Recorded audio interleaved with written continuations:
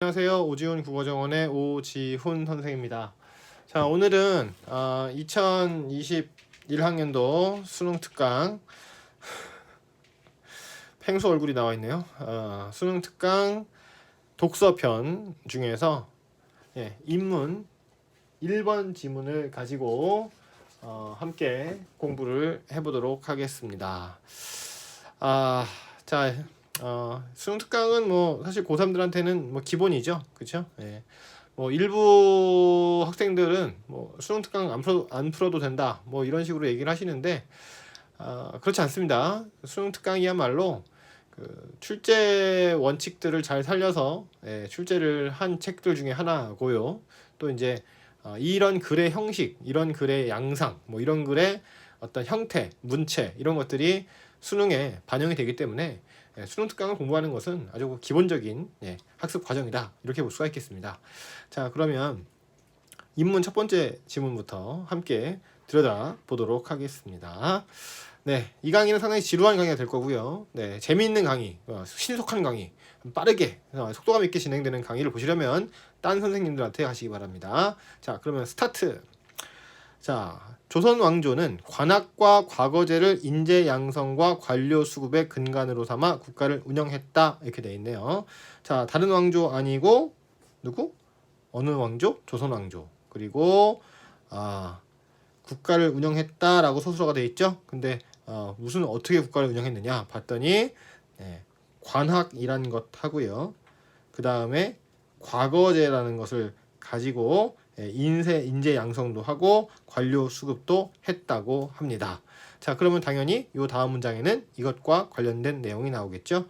조선 왕조는 국가 운영과 관련된 관료를 양성하기 위해 서울에서는 성균관, 지방에서는 향교를 각각 설치했다, 이렇게 되어 있네요. 자, 그러면 이런 일들을 하기 위해서 서울에서는 뭐 했다고요? 바로 성균관을 이용했고요. 지방에서는 향교를 이용했다, 이렇게 되어 있죠. 자, 그러면 서울과 지방의 차이가 있습니다. 그럼 결국 이 얘기는 무슨 얘기겠어요? 서울에서는 어떻게 했고 지방에서는 어떻게 했는가, 이거를 얘기하겠다는 뭐 그런 얘기겠죠, 그죠? 자, 일단은 이렇게 구분을 뒀고요. 자, 그러면 다음 문장 봅시다. 자, 그러나 이렇게 돼 있죠. 잘 아시다시피 그러나라고 하는 것은 역접 아니면 대조, 뭐 같은 얘기입니다만 비슷한 이름이죠. 그리고 전환이라는 이름을 쓰기도 합니다. 자, 그러나 어쨌든 이제 이야기가 바뀐다, 반대로 가거나 아니면 방향이 바뀐다, 이런 뜻이 되겠죠.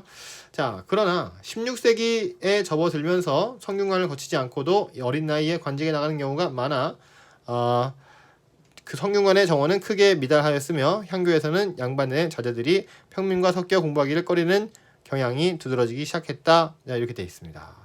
자, 그러면 이 문장에서는 중요한 점이 뭐가 되겠까요? 자, 앞에는 일반적인 얘기를 했고요. 그 다음에 그러나 이후에는 언제? 16세기로 들어갔습니다. 16세기 이야기가 나오고 있다는 거죠. 자, 그러면 16세기에는 어떤 일이 있었나? 이 과거제랑 관학과 관련해서 어떤 이야기가 있었나? 그거를 들여다보면 되겠습니다. 자, 16세기에 접어들면서 어떻게? 성균관을 거치지 않고 어린 나이에 관직에 나간다, 이런 경우가 있다고 해요. 자, 그러고 그래서 이제 성균관, 당연히 이제 그렇다면 성균관 정원은 크게 미달되겠죠. 그리고 아까 얘기했었던 향교, 그죠? 이 향교에서는 양반들의 자제들이 평민과 섞여 공부하기를 꺼리는 경향이 두드러지기 시작했다. 그러면 과거 시험 보는 애들은 주로 양반들일 텐데 근데 얘네들도 가기를 싫어하니까 정원이 줄어들겠다, 이렇게 볼 수 있겠죠.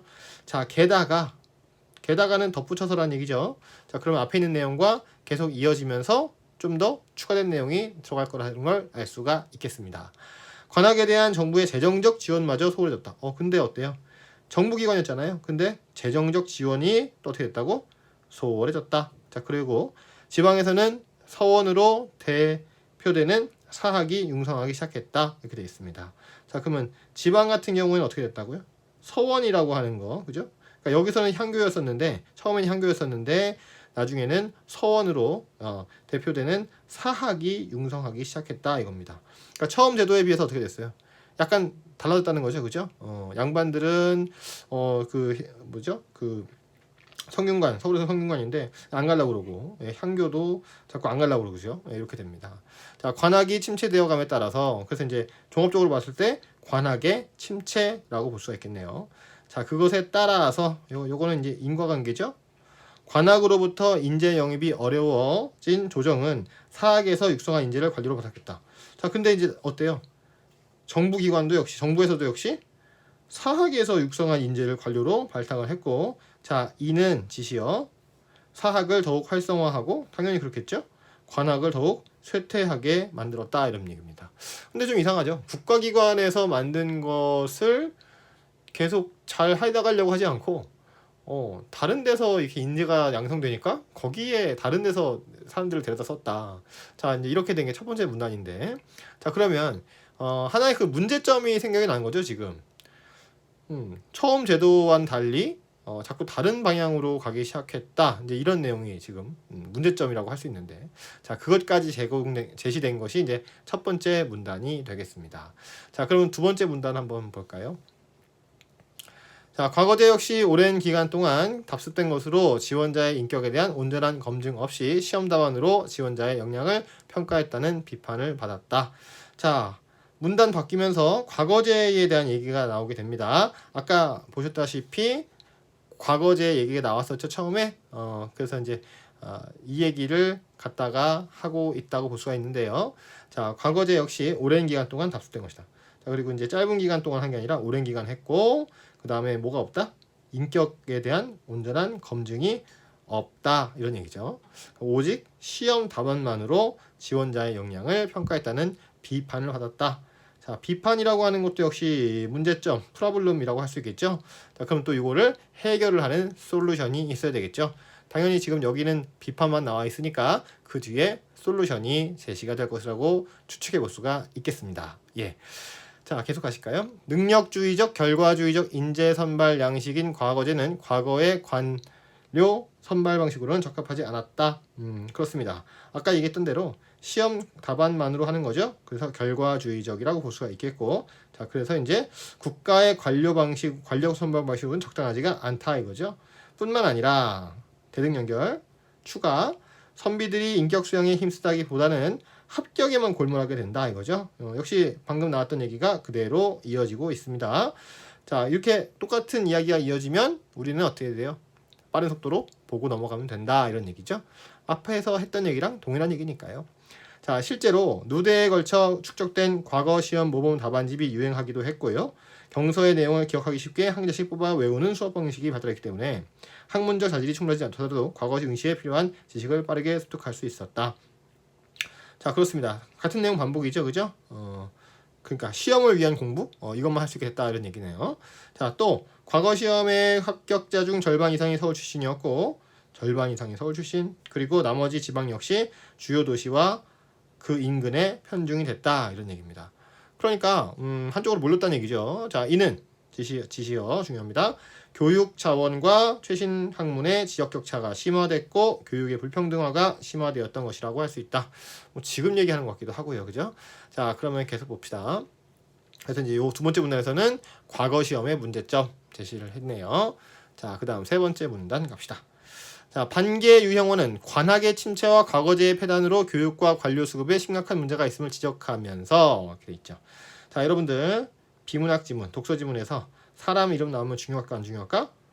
무조건 중요합니다. 자, 왜냐하면 사람들은 어떤 주장을 하기 마련이죠. 자, 그렇기 때문에 이 사람이 어떤 주장을 했느냐, 그리고 다른 사람들과는 어떤 이해관계가 있고 주장의 차이점과 공통점은 뭐냐, 이런 것들을 우리가 인지를 해줘야 된다, 이런 얘기입니다. 자, 그래서 이제 사람 이름이 나오면 무조건 네모칸을 치시는 게 좋아요. 네. 자, 유형원이라는 사람이 있었대요. 자, 이 사람이 관학의 침체와 과거제의 폐단, 요 얘기는 앞에서 했던 얘기죠. 교육과 관료 수급에 심각한 문제가 있음을 지적하면서 그렇습니다. 문제 제기를 했다, 이거죠. 자, 이에 대한, 자, 여기서 말하는 이는 뭘까요? 바로 요 내용이 되겠죠. 대안으로, 그렇습니다. 문제가 있으면 답이 있어야 되겠죠. 아까 프로블럼이 있었지 않습니까? 자, 그러니까 이제 어떻게 솔루션이 나와줘야 되겠네요. 자, 솔루션은 뭡니까? 봤더니 학제 개편을 통한 공거제를 시행했다. 자, 기본적인 방법은 학제 개편.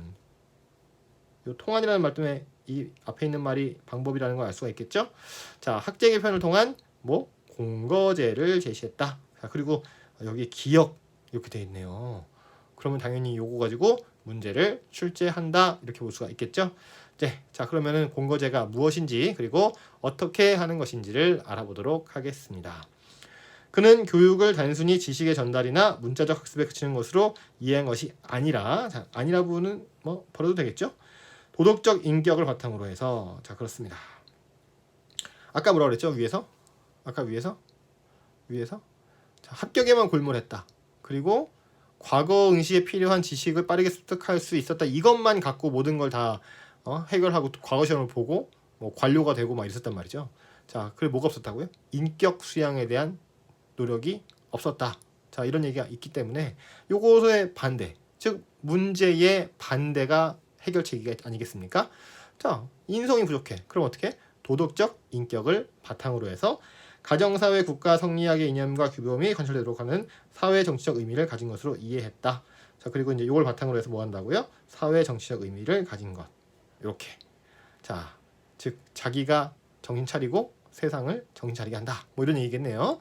자, 그가 제안한 공고제는 양반과 평민을 대상으로 각 고을에서 자율적으로 설립 운영되는 이숙을 거쳐서 서울에서는 방상에서 15세까지 공부를 하고 사학 3년, 중학에서 1년, 지방에서는 향상에서 15세까지 공부를 하고 읍학 3년, 영학 다시 1년을 수학한 뒤에 최고의 교육기관인 태학에 입학하는 학제를 기본으로 한다. 이렇게 되어 있습니다.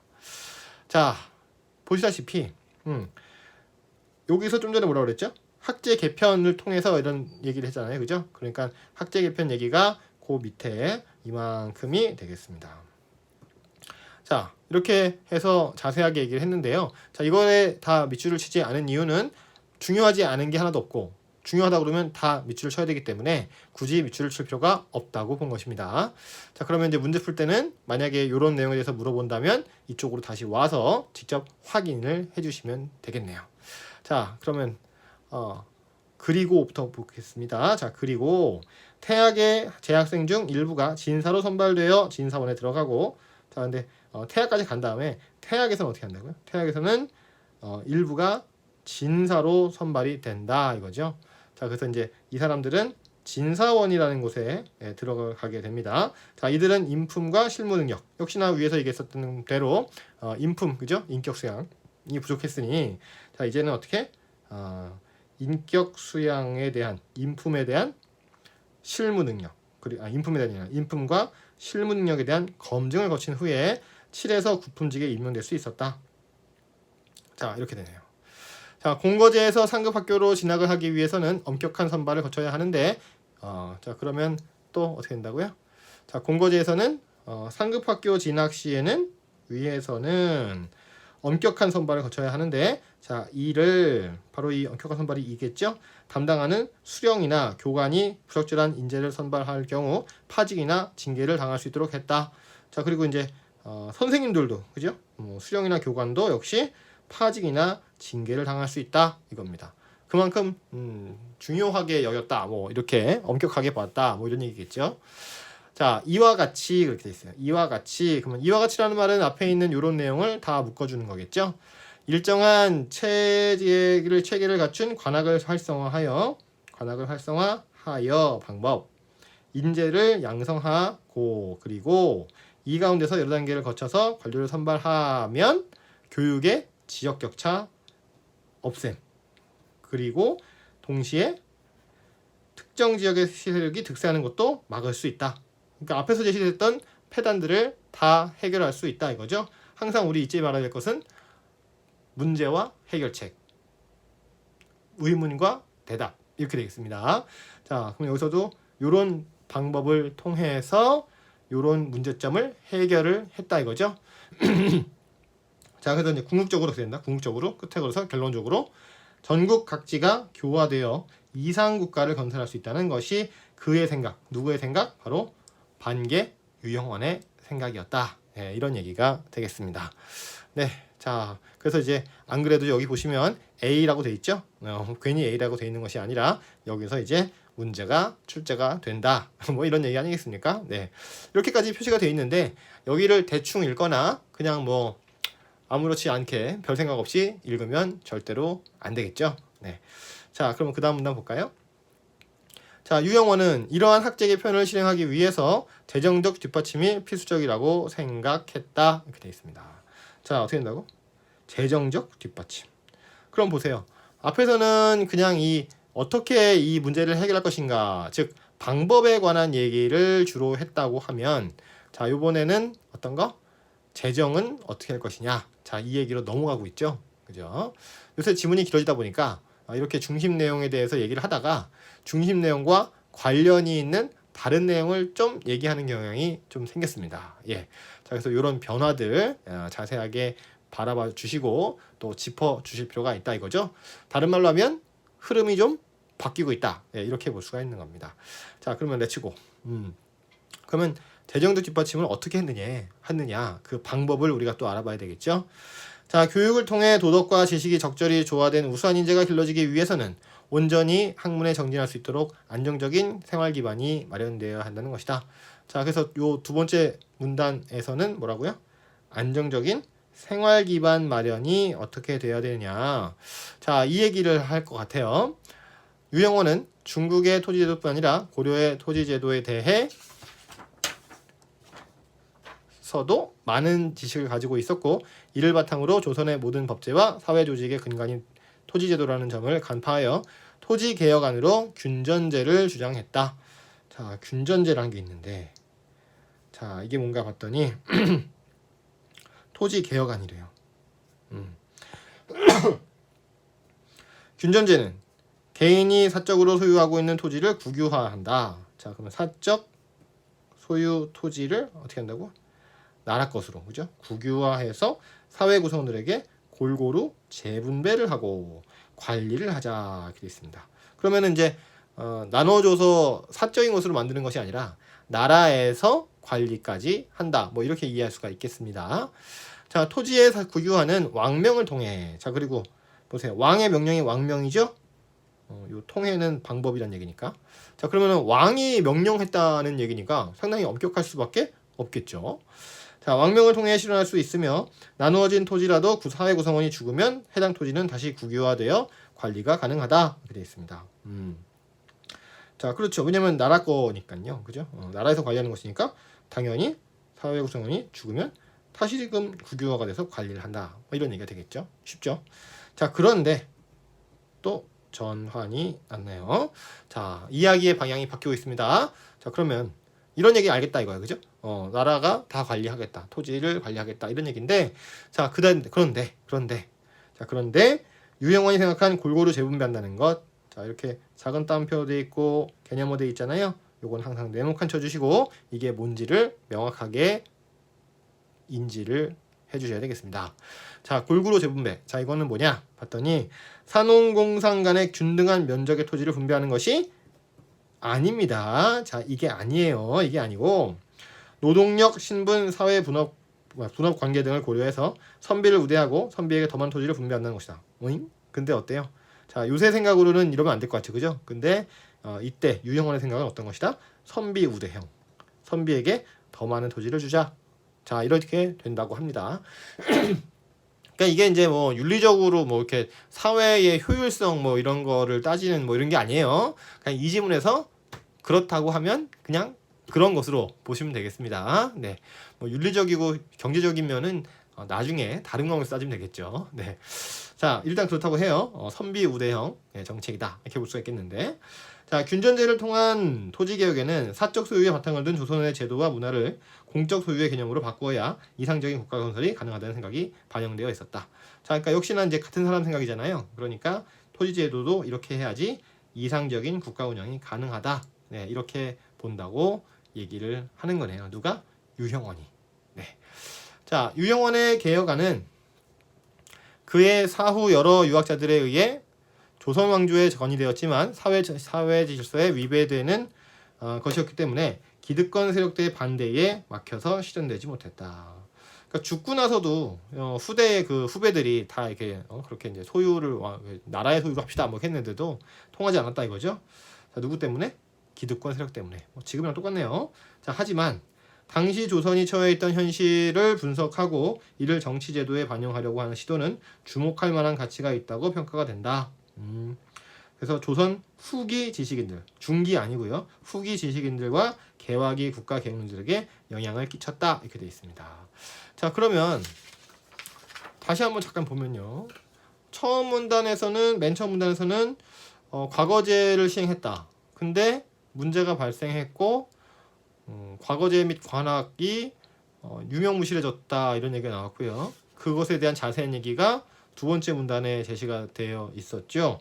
자, 그리고 그에 대한 대책이 이 세 번째 문단에 자세하게 제시가 돼 있었고요.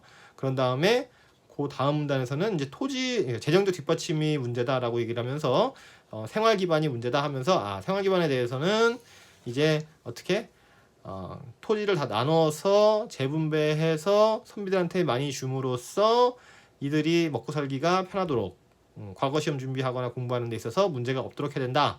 자, 이제 이런 입장까지가 나오게 된 거죠. 그러니까 이 제도 개혁 측면에 대한 얘기는 이제 A가 되겠고, 그 다음에 약간 부수적으로 경제에 대해서는 요 그 다음 문단에 나와 있다고 볼 수 있겠습니다. 자, 그리고서는 끝에서는 이 유영원의 정책 등이 가지고 있는 역사적인 의의가 제시가 되고 앞에 있는 내용이 요약되고 있다고 볼 수가 있겠네요. 네. 자, 그러면 내용 설명, 지문 설명은 여기까지 하고요. 문제는 다음 시간에 해설해 보도록 하겠습니다. 감사합니다.